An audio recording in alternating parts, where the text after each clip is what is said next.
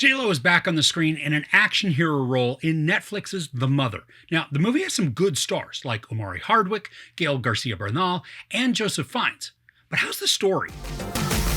A deadly female assassin comes out of hiding to protect the daughter that she gave up years before, while on the run from dangerous men. Alright, so if you watch this movie as a mindless background action film, you may get a little bit of enjoyment from it.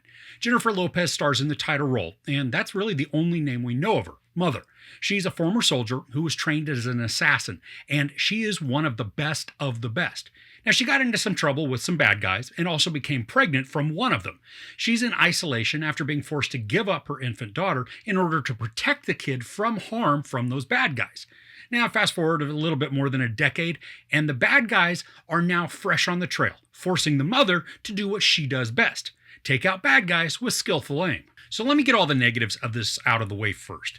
The story, it's jumbled and messy, jumping through the narrative in an effort to keep it advancing, but it also makes large leaps in logic. You like that alliteration? Well, this leaves large holes in the arc when it comes to development and background. And the bad guys, they're laughable, and they're also a waste of talent for both Bernal and Fiennes. The info given, it certainly paints them as despicable, but their goals, they make zero sense. Why would they be after the daughter if they really just want to take out the mom? Sure, they need to draw her out, but when the opportunities arise to actually take out J-Lo, they don't. I guess maybe it's because the movie just needed to be longer, so they have to include a lot of plot protection. And there are also a ton of conveniences built into the story to allow the mother to move about and function within the plot unhindered. She can maneuver into locations unnoticed, which I can also accept just given her training, but then she never feels like she's really in peril. It's like she's battling stormtroopers and they can't hit something if their life depended on it. And J-Lo, she never misses. And again, I can accept that when she's using a sniper rifle with a dialed-in scope and a secure position. But when she's on the move and holding a pistol, she's still got perfect aim. The camera work is varied. I like some of the exteriors and the drone shots, but the story employs a very odd technique that I'm pretty sure was added in post rather than as an actual camera setting. There are several times when the focus is blurred and soft, except for the very center of the frame. And it's not like this is a shallow depth of focus. Everything but the middle is intentionally blurred, and I really can't figure out why. There is one instance when it does make sense. We see from the perspective of a character who was just in a wreck, and they're in their discombobulated state. So that blurriness, it makes sense. But it continues with that technique even after we've switched perspectives. This made the visuals look cheap and amateurish. And then there are moments when the frames, they're stretched, distorting the actors like the aspect ratio had been changed, even though what we see is still in the widescreen format. Now, the stunts are fun and they're exciting at times, especially when there's this large snowmobile chase towards the end. But there are other times when the ridiculousness, it takes over and it just makes the scene laughable. Now, at one point, the daughter Zoe is scooped up by the mother as she speeds by on a motorcycle. Not only did it look incredibly fake, but the speed in which the motorcycle is going would have ripped somebody's arm right off. And then there's another time, this dude is on a foot chase, and he has a challenge with a car, and he loses badly.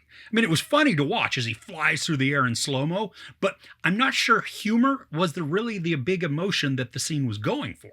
There are a lot of action sequences in this, but they're hindered by the editing. There are so many cuts. I was counting to try and see how long a sequence would go before a cut to switch angles. I don't think I ever got past 1 second. This made the action very stilted, and even though there is a lot of energy created from the quick cuts, we don't really get to see much of the fights. And for an action movie, this is what I want to see. I think J-Lo is fine in the role, but she's also kind of flat because she spends almost the entire movie with the same forlorn look on her face. Her expression rarely changes, leaving her to feel lifeless and dry.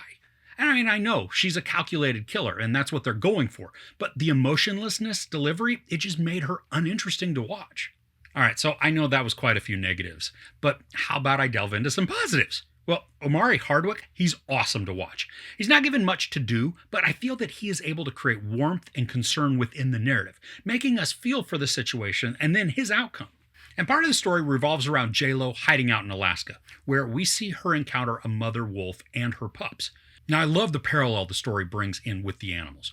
Watching the mom fiercely protect her pups with the fearless ferocity that just mimics what we see from J-Lo in her protection of Zoe. This was a subtle story element, but one of the best and the strongest to reinforce the plot. and I'm glad it was included. And that's about it for the positives. I mean, yeah, there are kills, but because J-Lo's an assassin, she shoots from really far away, so we just watch people fall as they run along. And there are a couple of hand-to-hand battles, but again, with that editing, it's hard to see any full movements. Overall, the Mother's not very good at all. The negatives far outweigh any positives, making this really only good for watching as a mindless and casual background watch. The 2 hours are felt thanks to ridiculous setups, generic and poorly developed villains, and basically a surprisingly emotionless story.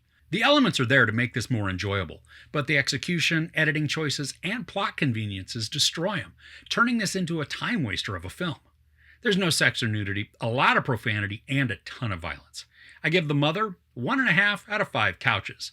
So what are you watching right now? Anything worth recommending? Let me know in the comments below. If you enjoyed this review, please give it a like. Also, don't forget to share and subscribe. I'm Chris. This is Movies and Munchies.